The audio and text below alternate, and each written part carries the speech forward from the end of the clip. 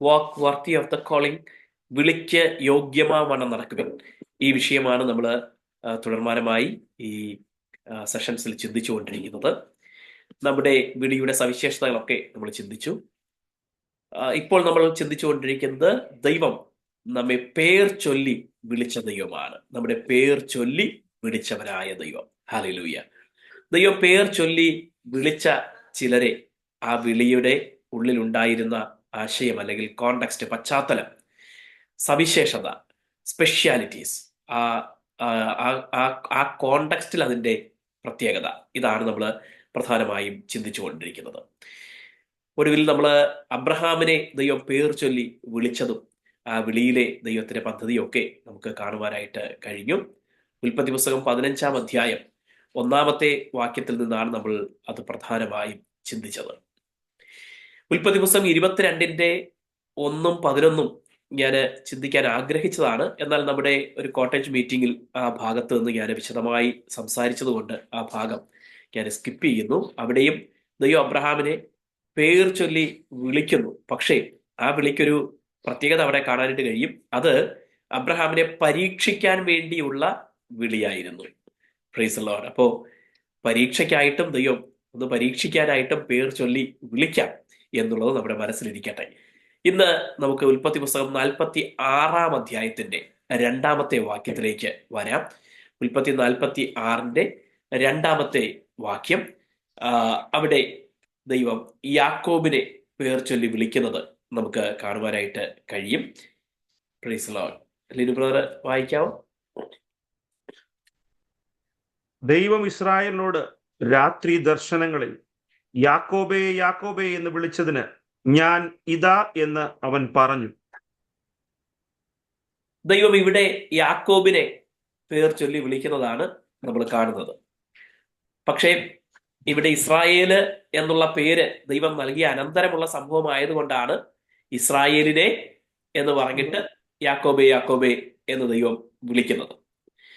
ഇവിടുത്തെ ആ വിളിയുടെ, ദൈവം പേർ ചൊല്ലി വിളിക്കുന്നതിന്റെ പശ്ചാത്തലവും അതിനകത്തടങ്ങിയിരിക്കുന്ന, അങ്ങനെ ആ സമയത്ത് ദൈവം പേർ ചൊല്ലി വിളിക്കുമ്പോൾ ഉണ്ടായിരിക്കുന്ന കാര്യങ്ങളുമാണ്, ചിന്തിക്കേണ്ട കാര്യങ്ങളുമാണ് നമ്മൾ ഇന്ന് ചിന്തിക്കാനായിട്ട് പോകുന്നത്. ഇവിടെ 46-ന്റെ 1 നമ്മൾ നോക്കിക്കഴിഞ്ഞാൽ, അനന്തരം ഇസ്രായേൽ തനിക്കുള്ള സകലവുമായി യാത്ര പുറപ്പെട്ടു, ബേർഷെബയിൽ എത്തി തന്റെ പിതാവായ ഇസഹാക്കിന്റെ ദൈവത്തിന് യാഗം കഴിച്ചു. ഈ യാക്കോബിന് തന്റെ പൂർവ്വ പിതാവായ അബ്രഹാം, തന്റെ പിതാവായ ഇസഹാക്ക്, അപ്പൂപ്പനോടും അപ്പനോടും കൂടെ കൂടാരത്തിൽ പാർക്കാനായിട്ട് കഴിഞ്ഞിട്ടുണ്ട്. തന്റെ ബാല്യകാലത്ത് അബ്രഹാമും ഉണ്ടായിരുന്നു. എന്നാൽ പിന്നീട് അബ്രഹാം മരിച്ചുപോയി. എങ്കിലും അബ്രഹാമിന്റെ ദൈവത്തെ, അതേ ദൈവം തന്നെയാണ് ഇസഹാക്കിന്റെയും ദൈവം, ഈ ദൈവത്തെ യാക്കോബിന് അന്നേ അബ്രഹാമിന്റെ ദൈവം എന്ന നിലയ്ക്ക് തന്നെ അറിയാമായിരുന്നു. അബ്രഹാം മരിച്ചുപോയി, പിന്നീട് ഇസഹാക്കും മരിച്ചു. പക്ഷെ ഇവിടെ എഴുതുമ്പോൾ തന്റെ ദൈവമായ, തന്റെ പിതാവായ ഇസഹാക്കിന്റെ ദൈവത്തിന് അബ്രഹാമിന്റെ എന്ന് പറഞ്ഞിട്ടില്ല. ബൈബിളിൽ പറഞ്ഞിട്ടുള്ളതിനും പറയാതിരിക്കുന്നതിനും അർത്ഥമുണ്ട്, അതിന് പ്രാധാന്യമുണ്ട് കോണ്ടെക്സ്റ്റുവലി. എന്തുകൊണ്ടാണ് ഇസഹാക്കിന്റെ ദൈവത്തിന് യാഗം കഴിച്ചു എന്ന് പറഞ്ഞത്? അബ്രഹാമിന്റെയും ഇസഹാക്കിന്റെയും ദൈവത്തിന് യാഗം കഴിച്ചെന്ന് പറയാമായിരുന്നു. ഇല്ലെങ്കിൽ അബ്രഹാമിന്റെ ദൈവത്തിന് യാഗം കഴിച്ചു എന്ന് പറഞ്ഞാലും കുഴപ്പമില്ല. പക്ഷേ ഇവിടെ അതൊന്നുമല്ല, ഇസഹാക്കിന്റെ ദൈവത്തിന് യാഗം കഴിച്ചു എന്ന് പറഞ്ഞിട്ടുണ്ട്. ആ യാഗത്തിന്റെ പിന്നാലെയാണ് 2-ാം വാക്യത്തിൽ ദൈവം ഇസ്രായേലിനോട് രാത്രി ദർശനങ്ങളിൽ യാക്കോബേ യാക്കോബേ എന്ന് വിളിച്ചതിന്. ഹല്ലേലൂയ. അപ്പോ ഈ യാഗം ദൈവത്തിനൊരു നന്ദി പ്രകടനം മാത്രമല്ല. യാഗങ്ങൾക്ക് കോണ്ടെക്സ്റ്റുവലി പല അർത്ഥങ്ങളുണ്ട്. ചിലത് പാപപരിഹാരത്തിന് വേണ്ടിയുള്ളതാകാം, ദൈവം തന്ന നന്മയിൽ നിന്ന് ഓഹരി കൊടുക്കുന്ന വഴിപാട്, നന്ദി കരേറ്റുന്ന യാഗമാകാം, ദൈവം വലിയവനെന്ന് കാണിക്കുന്ന സ്തോത്ര യാഗം, അല്ലെങ്കിൽ ദൈവത്തിന് സ്തുതി കരേറ്റുന്ന, ദൈവത്തിന് മഹിമ കൊടുക്കുന്ന യാഗമാകാം. അപ്പോ അതിന് ആരാധന യാഗമെന്ന് വേണമെങ്കിൽ നമുക്ക് പറയാം. ദൈവം ചെയ്ത ഉപകാരങ്ങൾക്ക് നന്ദി പറയുന്ന സ്തോത്രയാഗം നന്ദി കരേറ്റുന്ന യാഗമാകാം, പാപത്തിന് പരിഹാരം അപേക്ഷിച്ചുകൊണ്ടുള്ള യാഗമാകാം. ഇങ്ങനെയൊക്കെ യാഗങ്ങളെ നമുക്ക് അക്കാലത്ത് കാണാനായിട്ട് കഴിയും. ഇവിടെ ന്യായപ്രമാണം അതുവരെയും നൽകിയിട്ടില്ല. മോശയുടെ കാലത്താണ് ന്യായപ്രമാണം നൽകുന്നത്. യാഗങ്ങളെ കുറച്ചുകൂടെ സ്പെസിഫിക് ആയിട്ട് ക്ലാസിഫൈ ചെയ്തത് അതിനുശേഷമാണ്, ന്യായപ്രമാണ കാലത്തിന് മുതലാണ്. എന്നാൽ അതിനു മുൻപും പിതാക്കന്മാർ യാഗം കഴിച്ചു. അപ്പൊ ഇവിടെ യാക്കോബ് ഇസഹാക്കിന്റെ ദൈവത്തിന് യാഗം കഴിച്ചു എന്ന് പറയുമ്പോൾ അത് പ്രാർത്ഥനായാഗമാണോ, ആരാധനായാഗമാണോ, സ്തോത്രയാഗം ആണോ, അല്ലെങ്കിൽ ദൈവത്തോട് പാപപരിഹാരം ചോദിച്ചുകൊണ്ടുള്ള യാഗമാണോ എന്ന് അവിടെ രേഖപ്പെടുത്തിയിട്ടില്ല. പക്ഷേ ഈ തുടർന്നുള്ള ദൈവത്തിന്റെ യാക്കോബിനോടുള്ള ആ പേർ വിളിച്ചു പറയുന്ന സന്ദേശത്തിൽ ഈ യാഗം എന്തായിരിക്കും ഉദ്ദേശിച്ചത് എന്ന സൂചന നമുക്ക് നൽകുന്നുണ്ട്. Price the Lord. അടുത്ത വാക്യം ഒന്നുകൂടെ നമുക്ക് നോക്കാം. 3-ാമത്തെ വാക്യത്തിലേക്ക് നമുക്ക് വരാം. അപ്പോൾ അവൻ, ഞാൻ ദൈവം ആകുന്നു, നിന്റെ പിതാവിന്റെ ദൈവം തന്നെ.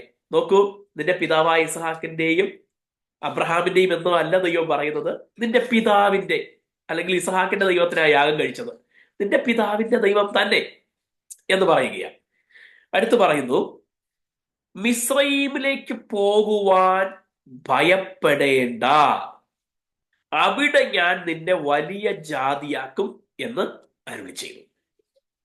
അപ്പൊ യാക്കോബിന് മിസ്രയീമിലേക്ക് പോകാൻ ഭയമുണ്ടായിരുന്നു എന്ന് വ്യക്തമാണ്. അതുകൊണ്ടാണല്ലോ ദൈവം പറഞ്ഞത് മിസ്രയീമിലേക്ക് പോകാൻ ഭയപ്പെടേണ്ട എന്ന് പറഞ്ഞത്. യാക്കോബ് സ്വാഭാവികമായിട്ടും ഈ ഭയത്തിന്റെ അടിസ്ഥാനത്തിൽ നിന്നുകൊണ്ടാകാം പ്രാർത്ഥിച്ചത്, ദൈവമേ, മിസ്രയീമിലേക്ക് പോകാൻ എൻ്റെ മോൻ യോസേഫ് രഥങ്ങളൊക്കെ അയച്ചിട്ടുണ്ട്, കുറേ യാത്രയ്ക്ക് ആവശ്യമായ സാധന സാമഗ്രികളും സമ്മാനങ്ങളും ഒക്കെ അയച്ചിട്ടുണ്ട്. പക്ഷേ ഈ മിസ്രയീമിലേക്ക് പോകുന്നത് ശരിയാണോ? അത് ദൈവഹിതമാണോ?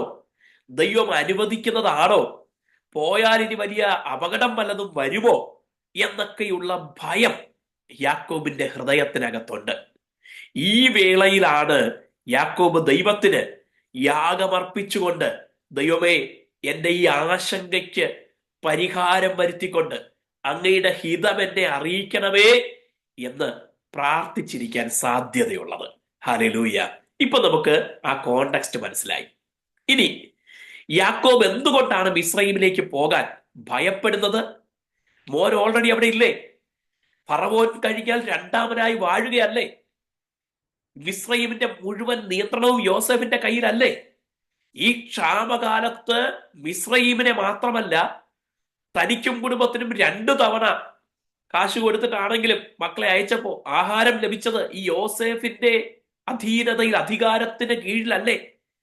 തന്നെ പോലെ എത്രയോ ആയിരക്കണക്കിന് കുടുംബങ്ങൾ പോരാ, ചുറ്റുമുള്ള എല്ലാ രാജ്യങ്ങളും അക്കാലത്ത് ക്ഷാമം അനുഭവിക്കുമ്പോൾ ഈ മിസ്രയീമിൽ വന്ന് ധാന്യം വാങ്ങുമ്പോൾ അത് യോസേഫിന്റെ കയ്യിൽ നിന്ന്, യോസേഫിന്റെ അനുമതിയോടുകൂടെ അല്ലേ കൈക്കൊള്ളുന്നത്? ഇത്ര വലിയ അധികാരത്തിൽ, പദവിയിൽ, സമ്പന്നതയിൽ ഇരിക്കുന്ന യോസേഫിന്റെ അടുക്കലേക്കാണ് പോകുന്നത്. പിന്നെ എന്തിന് യാക്കോബ് ഭയപ്പെടണം? ഹല്ലേലൂയ. ഇത് നമ്മുടെ സ്വാഭാവികമായ ഒരു ഭാഗത്തെ ചിന്തയാണ്.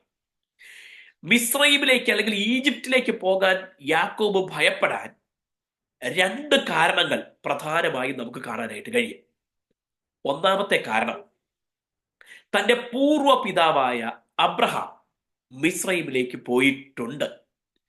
കനാൻ ദേശം വരെ വന്നിട്ട് അബ്രഹാം പ്രയാണം നിർത്തിയില്ല. അവൻ ഒരു തവണ മിസ്രയീമിലേക്കും പോയി. അവിടെ വച്ച് ഫറവോൻ ഈ അബ്രഹാമിന്റെ ഭാര്യയെന്ന് അറിയാതെ അബ്രഹാമിന്റെ സഹോദരിയായിരിക്കും എന്നുള്ള ആ ചിന്തയിൽ സ്വന്തമാക്കാനായിട്ട് തന്റെ ഭാര്യയാക്കാൻ ശ്രമിക്കുന്നതും, എന്നാൽ പിന്നീട് ദൈവം ഇടപെടുകയും അതിനെ വിലക്കുകയും ദൈവമായിട്ട് അതിന് അനുവാദം കൊടുക്കാതെ തടഞ്ഞ് ആ പ്രശ്നത്തിന് പരിഹാരമുണ്ടാക്കുന്നതും നമുക്ക് ബൈബിളിൽ വായിക്കുവാൻ കഴിയുന്നുണ്ട്. അതിനുശേഷം അബ്രഹാം അവിടെ നിന്ന് തിരിച്ച് കനാൻ ദേശത്തേക്ക് മടങ്ങി വന്നു. എന്നാൽ അവിടെ പ്രത്യേകിച്ചൊന്നും എഴുതിയിട്ടില്ലെങ്കിലും ഈ മിസ്രൈമിൽ നിന്ന് കനാനിലേക്ക് മടങ്ങി വന്നതിന് ശേഷം അബ്രഹാം തന്റെ ഭാര്യയായ സാറയുടെ നിർദ്ദേശപ്രകാരം ആ വാക്ക് കേട്ടനുസരിച്ച് ഭാര്യയെ അനുസരിച്ചുകൊണ്ട് തന്റെ മിസ്രൈമ്യദാസിയായ ഹാഗാറിനെ പരിഗ്രഹിക്കുകയും ഹാഗാറിൽ നിന്ന് ഇസ്മായേൽ എന്ന സന്തതി ഉണ്ടാവുകയും ചെയ്യുന്നത് നമുക്ക് കാണുവാനായിട്ട് കഴിയും. അപ്പോ മിസ്രൈമിൽ പോയ അബ്രഹാം തിരിച്ചു പോരുമ്പോ സാറ മിസ്രൈമിൽ നിന്ന് ഒരു ദാസിയെ കൂടെ കൊണ്ടുപോന്നു എന്ന് അതിൽ നിന്ന് വ്യക്തമാണ്. ആ ദാസിയുടെ പേരാണ് ഹാഗാർ. ആ മിസ്രൈമ്യ വനിതയായ ഹാഗാറിൽ നിന്ന് അബ്രഹാം തന്റെ ഭാര്യയായ സാറയുടെ നിർദ്ദേശപ്രകാരം ഒരു മകനെ ഉണ്ടാക്കുവാൻ ഇടയായി.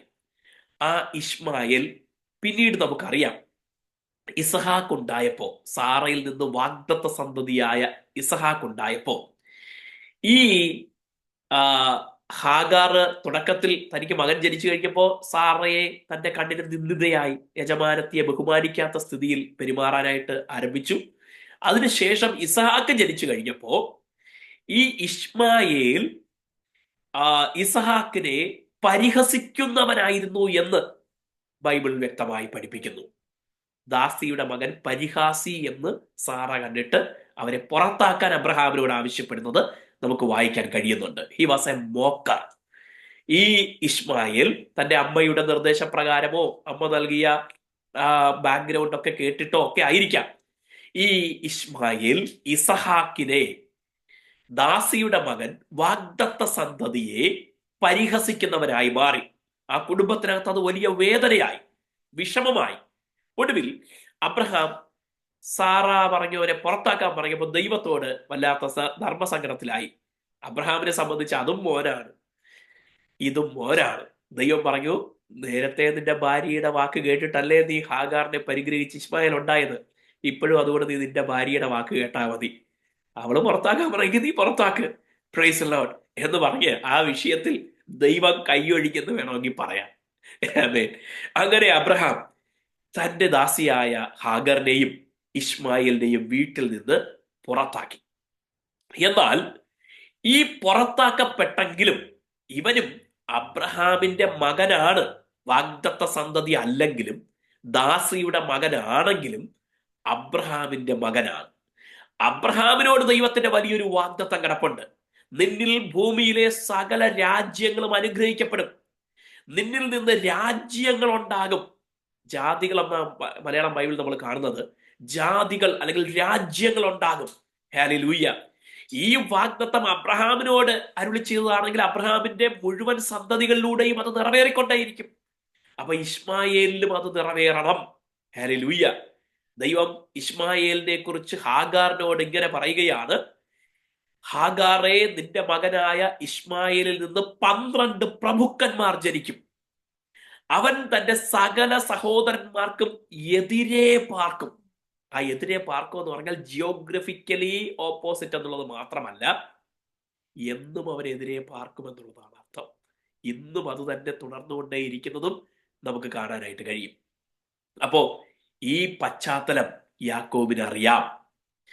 മിസ്രൈമിലേക്ക് തന്റെ പൂർവ്വ പിതാവായ അബ്രഹാം ഒരു തവണ പോയിട്ട് തിരിച്ചു വന്നപ്പോൾ അതിനെ തുടർന്ന് സംഭവിച്ച വിഷമതകൾ, വേദനകൾ, കുടുംബത്തിനകത്തുണ്ടായ പ്രശ്നങ്ങൾ, പിന്നെ തലമുറ മുന്നോട്ട് പോകുമ്പോഴും അത് ഉണ്ടായിക്കൊണ്ടിരിക്കുന്ന വെല്ലുവിളികൾ യാക്കോബിന് ഒരു പരിധിവരെ അറിയാം. ഇതൊന്ന്. 2, നമ്മൾ ഇസഹാക്ക് കനാൻ ദേശത്ത് ക്ഷാമം വന്നപ്പോഴേക്കും ഇസഹാക്കിന്റെ മനസ്സിനകത്തൊരു ചിന്ത വന്നു.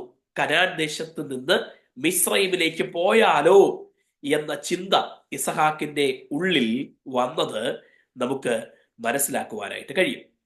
ആമേൻ. ഉൽപ്പത്തി പുസ്തകം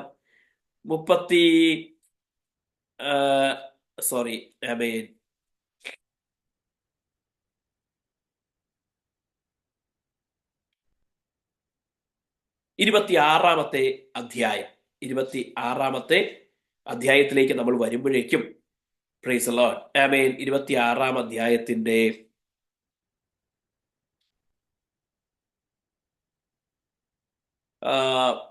പ്രൈസ് ലോർഡ്. അതിന്റെ 5-ാമത്തെ 6-ാമത്തെ വാക്യം ക്ഷമിക്കുക. Praise Lord. ഇസഹാക്കിനോട് ദൈവം പറയുന്ന ഒരു പദമുണ്ട്, നീ മിസ്രൈമിലേക്ക് പോകരുത്, ഈ ദേശത്ത് പാർക്ക. യെസ്, 26-ാം അധ്യായത്തിന്റെ 3-ാമത്തെ വാക്യം. ഈ ദേശത്ത് താമസിക്ക, ഞാൻ നിന്നോട് കൂടെ ഇരുന്ന് നിന്നെ അനുഗ്രഹിക്കും. 2-ാമത്തെ വാക്യത്തിൽ ഇങ്ങനെ കാണുന്നു, 26-2, യഹോവ അവന് പ്രത്യക്ഷനായി അരുളി ചെയ്തതെന്നാൽ നീ മിസ്രൈമിലേക്ക് പോകരുത്. ഇതാരോട് ദൈവം പറയുന്നു? ഇസഹാക്കിനോട് ദൈവം പറയുകയാണ്. ഹല്ലേലൂയ. ഇവിടെയാണ് ഉൽപ്പത്തി 46-ാം അധ്യായത്തിലെ മിസ്രൈമിലേക്ക് പോകാൻ നീ ഭയപ്പെടണ്ട എന്ന വാക്കും ആയിട്ടുള്ള ബന്ധം കിടക്കുന്നത്. തന്റെ പിതാവായ ഇസഹാക്ക് മിസ്രൈമിലേക്ക് പോകാൻ ആഗ്രഹിച്ചു, ശ്രമിച്ചു. ഈ ചരിത്രം യാക്കോബിന് അറിയാം.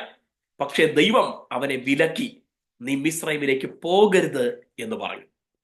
ആ മിസ്രൈമിലേക്ക് ചെല്ലാനാണ് ഇപ്പോൾ തന്റെ മകനായ യോസേഫ് രഥങ്ങളും പരിവാരങ്ങളും അയച്ചിരിക്കുന്നത്. അപ്പൊ പോകണമോ എന്ന ചോദ്യം യാക്കോബിന്റെ ഉള്ളിൽ സ്വാഭാവികമായും വരും.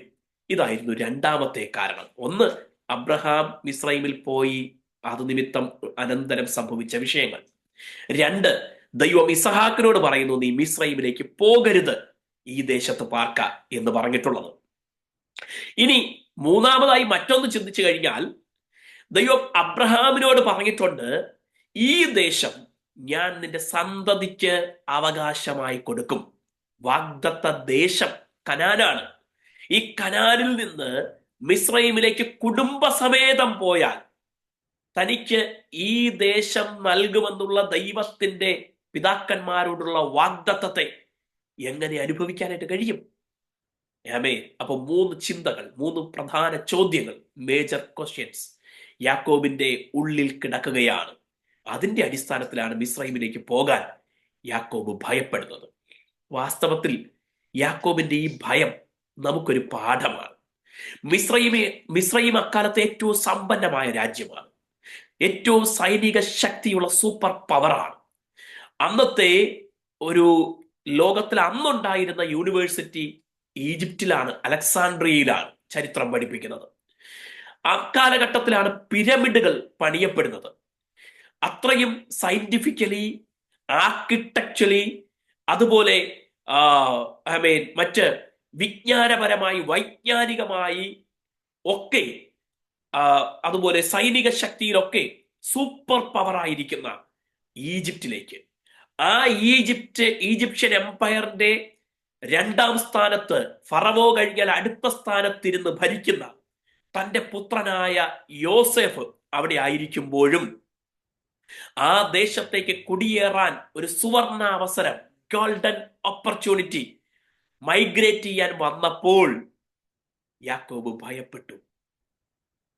ഭൗതികമായ അഭിവൃദ്ധി, സൈനികമായ അഭിവൃദ്ധി, വൈജ്ഞാനിക അഭിവൃദ്ധി ഒക്കെ ഉള്ള ഈജിപ്റ്റ്, അവിടേക്ക് പോകാൻ ഭയപ്പെടുന്ന യാക്കോബ്. എന്താ കാരണം? 3 പ്രധാന കാര്യങ്ങൾ, 3 ദൈവവുമായി ബന്ധപ്പെട്ട ആത്മീയ ബന്ധമുള്ള 3 വിഷയങ്ങൾ. അബ്രഹാം അവിടെ പോയത് നിമിത്തം തുടർന്ന് സംഭവിച്ച പരിണിത ഫലങ്ങൾ, ദൈവം ഇസഹാക്കിനെ വിലക്കിയത്, തന്റെ പിതാവായ ഇസഹാക്കിനെ വിലക്കിയത്, തന്റെ പിതാക്കന്മാരോട് ഈ ദേശം, കനാൻ ദേശം ഞാൻ നിനക്ക് നിന്റെ സന്തതിക്ക് അവകാശമായി തരുമെന്നുള്ള വാഗ്ദത്തം.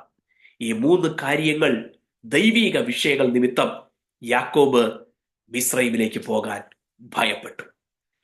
ഈ ലോകത്തിലെ എത്ര ഉന്നത പദവിയാണെങ്കിലും, ഇവിടുത്തെ എത്ര ശ്രേഷ്ഠമായ സൗകര്യങ്ങളും സാഹചര്യങ്ങളുമാണെങ്കിലും, എത്ര വലിയ സാമ്പത്തിക പാരിതോഷികങ്ങൾ, സമ്മാനങ്ങൾ, അഭിവൃദ്ധിയുടെ മോഹ വലയങ്ങളാണെങ്കിലും നമ്മെ മാടി വിളിച്ചാൽ അത് ദൈവഹിതമല്ലെങ്കിൽ എനിക്ക് വേണ്ട, എൻ്റെ സന്തതിക്ക് വേണ്ട എന്ന് പറയാനുള്ള ധൈര്യം, തീരുമാനം, ഉറപ്പ് നമുക്കുണ്ടാകണമെന്ന് യാക്കോബ് ഇവിടെ മാതൃക കാണിച്ചു തരികയാണ്. ദൈവഹിതമാണെങ്കിൽ എനിക്ക് മതി. ബർഷേബ എന്ന് പറയുന്നത് കനാൻ ദേശത്തിന്റെ അതിർത്തിയാണ്, തെക്കേ അതിർത്തിയാണ്. ആ അതിർത്തി വിട്ടുകഴിഞ്ഞാൽ പിന്നെ അടുത്ത മിദ്യാന്യരുടെ പ്രദേശങ്ങൾ, ഇന്നത്തെ സൗദി അറേബ്യ അല്ലെങ്കിൽ അറേബ്യൻ മരുഭൂമി, അവിടെ നിന്ന് സിനായി പെനിൻസുല അതുവഴി ഈജിപ്തിലേക്കുള്ള കവാടം അല്ലെങ്കിൽ റോഡ് കിടക്കുകയാണ്. അപ്പോൾ അതിർത്തി വിടുന്നതിന് മുൻപേ യാക്കോബിന് ഇക്കാര്യത്തിൽ ഒരു ഉറപ്പ് വരുത്തണം. എന്റെ ദൈവത്തിന് ഇത് ഹിതമാണോ, ദൈവത്താൽ ഇത് അനുവദനീയമാണോ എന്ന ഉറപ്പ് വരുത്തണം. അതിനുവേണ്ടി യാക്കോബ് ഒരു യാഗമർപ്പിച്ച് പ്രാർത്ഥിക്കുകയാണ് ദേശം വിട്ടുപോകുന്നതിന് മുൻപ്. ഹല്ലേലൂയ.